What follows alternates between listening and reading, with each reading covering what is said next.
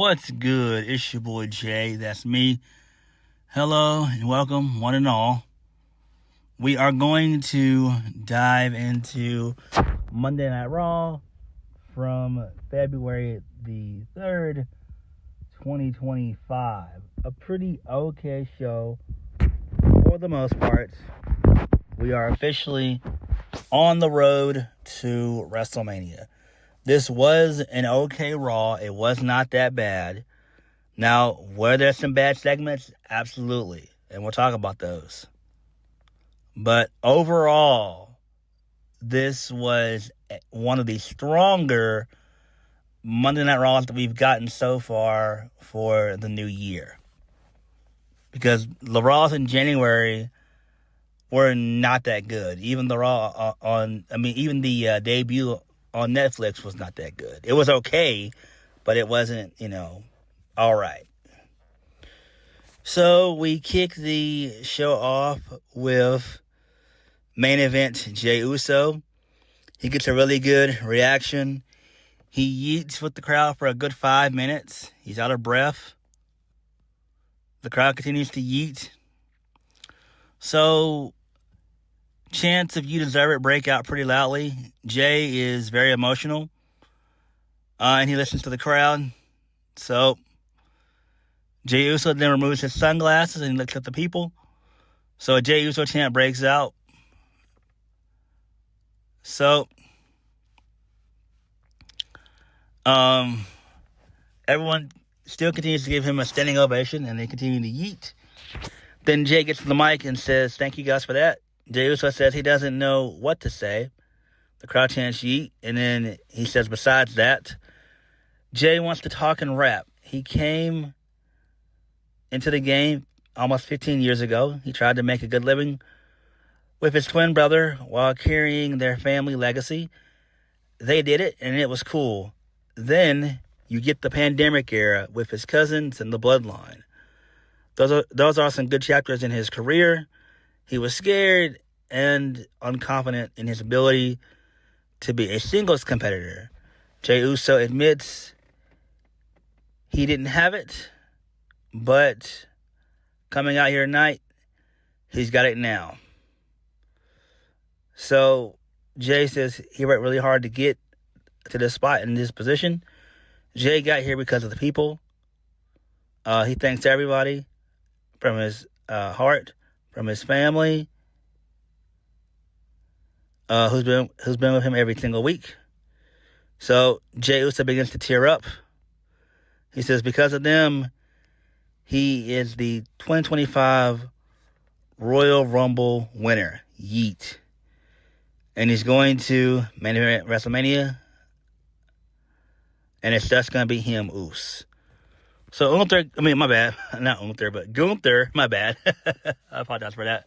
So Gunther, he comes out and he gets on the mic. He's not pleased. He said he wants to offer his congratulations, but for what? In reality, he's disappointed. This possible matchup doesn't appeal to him, which I would agree with. He's not the only one in that boat. Jey Uso can't lace up his boots, which is kind of true. He is the World Heavyweight Champion. Gunther learned box office and how to make the people think he's barely holding the championship. But the reality is he's always in control. This time he refuses to do this with Jey Uso again. Jey Uso doesn't know what it means to hold this championship. Gunther's in the process of building a legacy for himself. Beating Jey at WrestleMania doesn't add anything to his legacy. Jey needs to understand his expectations. Beating John Cena, Roman Reigns, or CM Punk would have added to his legacy, that being Gunther's legacy. The situation is clear. Jey Uso has everything to gain and Gunther has everything to lose. If Jey chooses him, he forces Gunther in a position where he needs to find something to gain in this. If Jey chooses him, every week will be hell, with WrestleMania being the most horrible display of violence this business has ever seen. Gunther will put him down like a diseased dog. And then Gunther says the good thing is that Jey has options. And so Gunther begins to advise Jey to consider them. And then Gunther goes to lead. Jey Uso stops him. Jey says that he asked if he's tired. Jey's tired of everyone telling him what he can and can't be. He's just a tag team guy, not supposed to be in the main event or win the Royal Rumble. Jey's going to find out SmackDown to talk to Cody Rhodes, whoever he chooses. He's walking into WrestleMania as the 2025 Royal Rumble winner, but he guarantees he'll walk out as main event Jey Uso with a championship. And then he says yeet, and then that was the end of the segment. So this is pretty good. I actually enjoyed this. This is kind of quite nice. This does seem that Jey's taking this extremely serious. Gunther had a good promo. I thoroughly enjoyed his promo. It's quite believable. It does make sense, but to me, it seems like they are going to go all the way with Jey Uso. They're going to put the rocket ship on him and launch him into space and see how long he survives there. So that's what they're going to end up doing with him, more than likely. I do think that Triple H will pull the trigger on Jey Uso. Do I think he'll have a long run? No. Jey Uso, to me, is kind of similar to Joe Hendry from TNA, to where they are what what we call meme wrestlers. So they can go in the ring and stuff like that. They're okay on they're okay on the mic and everything else, but they are meme wrestlers. They are over as characters, and the crowd believes in them. And so, I really do think Triple H is going to put all the money he has behind Jey Uso. Jey Uso is going to be the guy to dethrone Gunther. Now, does Jey have a long run as champion? Probably not. No, I would imagine Jey will probably have a Damian Priest-like run. I would imagine Jey will probably drop the title at SummerSlam on August 3rd. That's kind of early for SummerSlam, but Clash in Paris, that's going to be their new pay-per-view in late August. So it's like August 31st. So there's that. But I would imagine Jey will probably lose his title either at SummerSlam or at Clash in Paris or whatever. So should be pretty okay. Should be pretty good. But the promo there was all right. Pretty good shit there. Moving on. So this leads us into a video package involving John Cena about what happened at the Royal Rumble, the post show. So John Cena announced on the Royal Rumble post show that he'll be in the Elimination Chamber after 23 years. He feels that opportunity is earned. John Cena will win at the Elimination Chamber, and he'll go to WrestleMania to to win his record-breaking 17th World Championship. Cena is doing it not for himself, but to shake hands with the person who breaks that record. John Cena is officially in the men's Elimination Chamber match. So that's fine there. So this leads us into our first match of the night, which is Penta defeating Ludwig Kaiser. Penta wins via the sacrifice into the Penta driver for the 1-2-3. Pretty good little match. It didn't last for maybe 8 to 10 minutes. It wasn't long. Post-match, lame-ass Pete Dunne showed up. His music played. This allowed for Kaiser to attack Penta from behind. And it seemed like Pete Dunne was going to do something, but he decided not to do it. I don't know if this is an alliance or if they're going to form a new tag team. I'm not sure. But this is fine, I guess. I wouldn't be shocked if Penta actually qualifies for the Chamber. Maybe, but I doubt it, though. So, yeah. But this was fine, though. This is fine. like I mentioned, he was about to do an interview with Jackie Redmond post-match, but that was cut short by Kaiser. I mean, yeah. So, there's that. Well, Pete Dunne, my bad. So, yeah. Moving on. So, the commentators talk about what happened to JD McDonough last week, about how he got destroyed by the War Raiders last week. So that's fine there. He suffered broken ribs and a punctured lung, so he's going to be out for a while. So he's probably going to be out for a good, 4 to 6 months. We probably won't see JD until, if I had to guess, maybe late August. So he should be okay around that time frame. If not, we'll see him in September. So really good shit there. JD McDonough is a tough son of a bitch. I will admit that. Moving on. So, Finn Balor, he burst into the Judgment Day Clubhouse. He said that he's been gone for 2 weeks following a brutal street fight, only come back with everything torn apart. Finn Balor angrily gets in Dirty Dom's face and accuses him of stealing his tag team championship rematch and getting JD McDonough injured. Liv Morgan, she interrupts quickly, and she says things may look bad, but she'll qualify for the Elimination Chamber for the women and get things back on track. All right, that's fine there. Moving right along, I do think that they should send Finn Balor to SmackDown to break up Judgment Day, because Judgment Day is utter shit, and I'm tired of the Judgment Day. I have been for a couple of years now. Moving on. So, this is where the show went downhill because of Charlotte Flair. So, Charlotte Flair is out next. She gets on the mic. She says a year and a half ago, she'd have been bothered by the boos. She missed the people. It's been a year and 2 months. She missed the people booing and the people who loved her. Last year sucked. Up until last year, she thought she was unbreakable. Last year broke her mentally and physically. The crowd's not being kind. Charlotte Flair says there are times she thought her knee would never get better. So the crowd continues to boo some more. Charlotte says that whether they're booing or wooing, it doesn't change the fact that she's the greatest WWE superstar in the history of this industry. And then Charlotte then tells the crowd to boo her.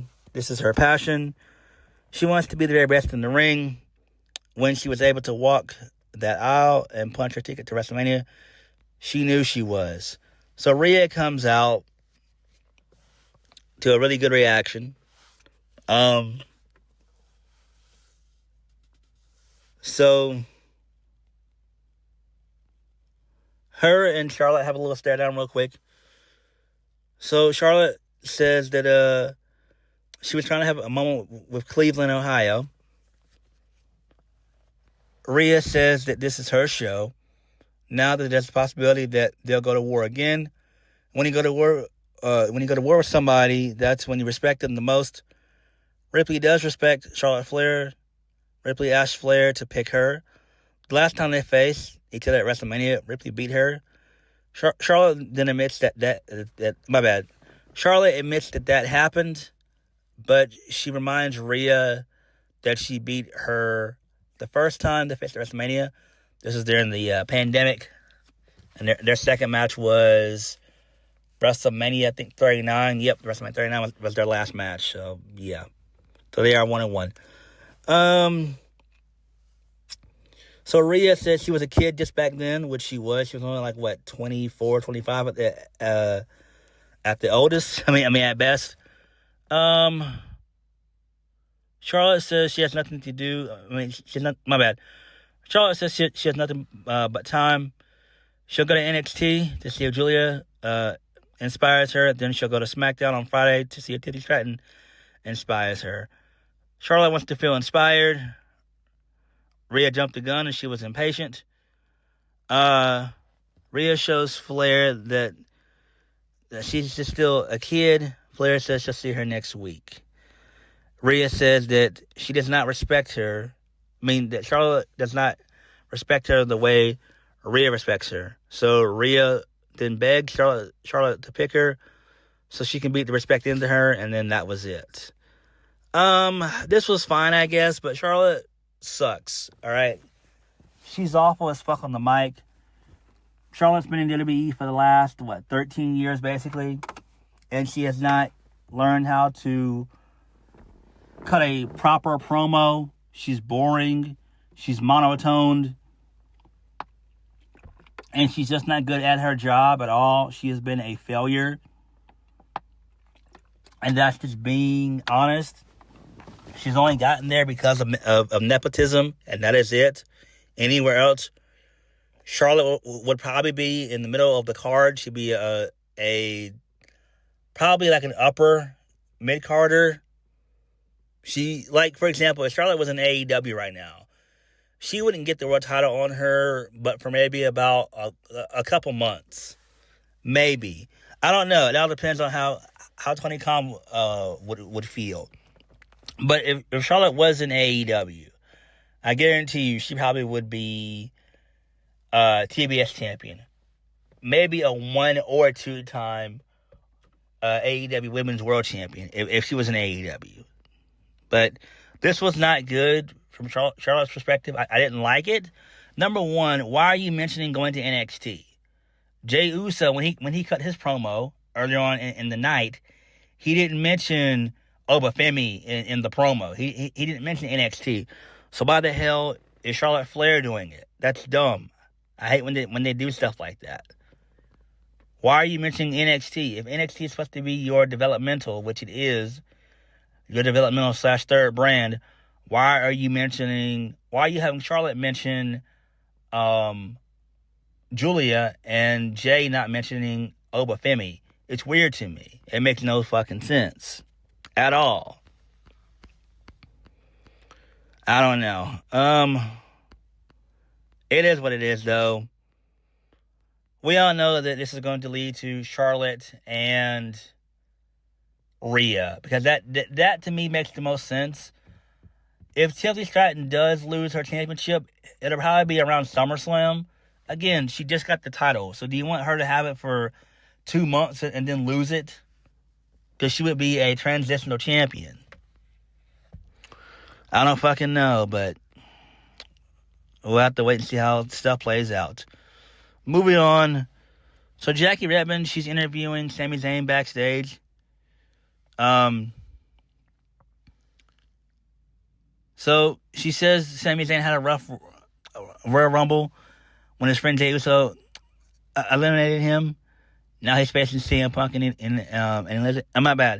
Now he's facing CM Punk in an Elimination Chamber qualifying match. They never fought before. Sami Zayn says he thought Saturday was his moment, but it didn't happen. Now he'll find another way. So Sami Zayn then walks over to Jey Uso. The two of them, they dap up. Jay told Sami he wasn't aiming for him, and he apologizes for eliminating him. Sami and Jay, they embrace. So Sami's happy that Jay won when no one thought he could. Jay tells Sami to punch his ticket to WrestleMania and the Elimination Chamber. So Jey Uso goes away. He walks off. Karrion Kross walks up to Sami Zayn again. Kross asks Sami Zayn, has he had enough watching everyone surpass him? Sami Zayn said he's not interested in what Kross is selling. Kross says he can be a problem if Sami Zayn wants. All right, I like that. Moving on. So Rhea is backstage, and she runs into Io Sky. Io Sky says she might see Rhea at WrestleMania, and then Io Sky is then attacked by Liv Morgan, and then Rhea is attacked by Raquel Rodriguez, which will probably set up for a tag match next week, more than likely. Moving on, this leads us into the New Day. Kofi Kingston and Xavier Woods defeating the LWO, Rey Mysterio and Dragon Lee, with the help of Logan Paul. New Day has a pretty cool theme song, which is kind of cool. I like that. Good stuff there. So Logan Paul came out in the middle of the match, got involved. He threw Rey out on the ramp, and then threw him back in, and that allowed for Kofi Kingston to hit the Trouble in Paradise. Michael Cole called it the Trouble in Hell, which was funny. So I do like that. So that's pretty cool there. So New Day being heels is great. So good stuff.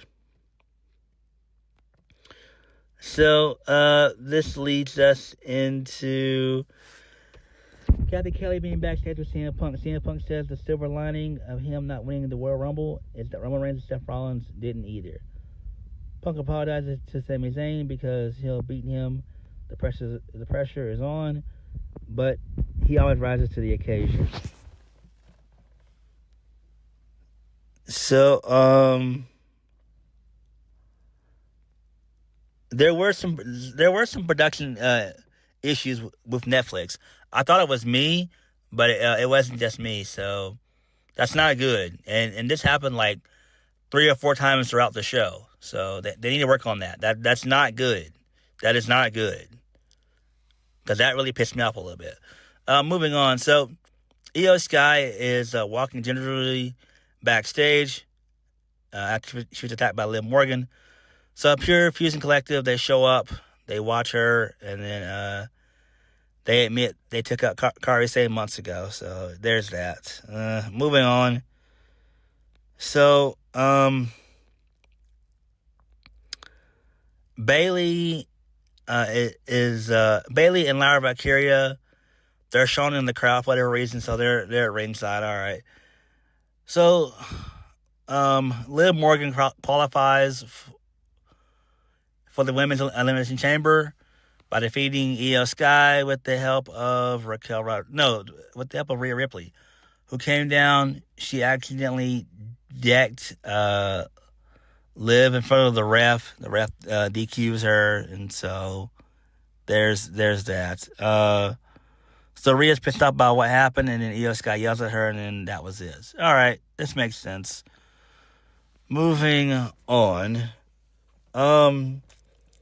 So the War Raiders are backstage with Kathy Kelly. She asks what's next for them. Ivar says Jenny McDonough has a new level of respect from them. Eric says no one knows what returning from an injury is like. Chad Gable and American Made, they walk up. They said if they're not championship material, he said his boys, the Creed brothers, will wrestle circles around them. Ivar tells them to be prepared to go to war for the titles. All right, that's fine. And then Chad Gable says that he has to go away for a bit to learn the dark arts of Lucha Libre. But when he returns, he wants to see American Made with Tag Team Championship Gold, and as well as Intercontinental Championship Gold for Ivy Nile. All right, cool. So we get another premiere of, another vignette for Evolved, which is going to be premiering on March 5th on Tubi. Great stuff. It'll probably be like an hour and some change. So I might review it. I might have to watch and see how everything's going to play out. So if it's any good, I'll review it. If it's not, then I'm not going to review it. So I'm going to watch it. I'm going to watch the first 3 episodes to determine if I'm going to review it or not. If those 3 episodes are good, then I will review it. I will. So there's that. It'll be going head-to-head with Dynamite, but not really, though. Not really. So there's that. Moving on. AJ Styles is the newest member of Monday Night Raw, basically. So Adam Pearce mentioned that the transfer window is closed. He had to he had to work hard to make one more move. So AJ is now officially on Monday Night Raw. A good little pop from the crowd. So Braun Breaker shows up. Braun Breaker wants Adam Pearce to keep Styles away from him. Braun Breaker wants to know what's next for him because that doesn't seem to matter to Adam Pearce. Adam Pearce says he respects Braun Breaker and the title, and then Braun Breaker wants to talk business. All right, good shit there. That's good. Very, very good. Moving on. So Seth Rollins, he comes out and he cuts a really long promo about what happened to him at the Royal Rumble. He puts over Jey Uso and everything else. He also admits that he hates CM Punk. And he wants And he basically talked about Roman Reigns saying that Reigns may not make it to WrestleMania at all. The updates have been vague, but Seth Rollins will admit the truth. Roman Reigns is hurt. Rollins knows this because he's the one who hurt him. For the past 4 years, Roman has done nothing but hurt those close to him. Reigns would have done the same thing if he had been given the chance. Roman Reigns and Paul Heyman love to talk about their limited schedule, so Seth Rollins did them a favor. Then Seth Rollins calls out Sami Zayn. Seth Rollins does mention that he's going to have a qualifying match for the Elimination Chamber in the next couple of weeks against Finn Balor. He wants He wants Sami Zayn to take care of CM Punk tonight. And then Seth Rollins puts over Sami Zayn, saying that, he calls out Sami Zayn, and he told Sami Zayn that he's levels above CM Punk, and that tonight is the night for Sami Zayn to put CM Punk's WrestleMania dreams in the dirt. So this leads us into the main event of the evening. So CM Punk shows up. Him and Rollins, they get into a little mini brawl for a brief second, and then officials separate them. So CM Punk defeats Sami Zayn via the GTS. That was cool there. So post-match, the two of them shake hands, that being Sami Zayn and CM Punk. And then fat-ass, boring Kevin Owens shows up. He does a package pile driver to Sami Zayn, and that was the show. I didn't like this because we know where this is going. They're going into their forever feud. They've been feuding for forever, which I hate. Sami Zayn and Kevin Owens have been feuding for years, and it's so boring. 1 minute they're friends, next minute they're enemies. It's worse than Johnny Gargano and Tommaso Ciampa from DIY. It's worse than that. At least that feud came to an end. This feud has not come to an end at all, and I'm sick and tired of it. So they're probably going to face each other at the Chamber, since the Chamber is in Canada, and they'll probably do their second match at Mania. But I'm not interested in it. But CM Punk qualifying makes perfect sense. Liv Morgan qualifying makes sense. So, that's fine there. Monday Night Raw, like I said, for the most part, was pretty okay. CM Punk qualifying makes the most sense. Jey Uso cut a pretty convincing promo. So, I'm still not a fan of him winning the Rumble, but it does seem like they're trying, So we'll have to wait and see. It does seem like they are going to pull the trigger on that. But everything else on the show was okay. But what did you guys think of Monday Night Raw? Like, comment, subscribe. Peace.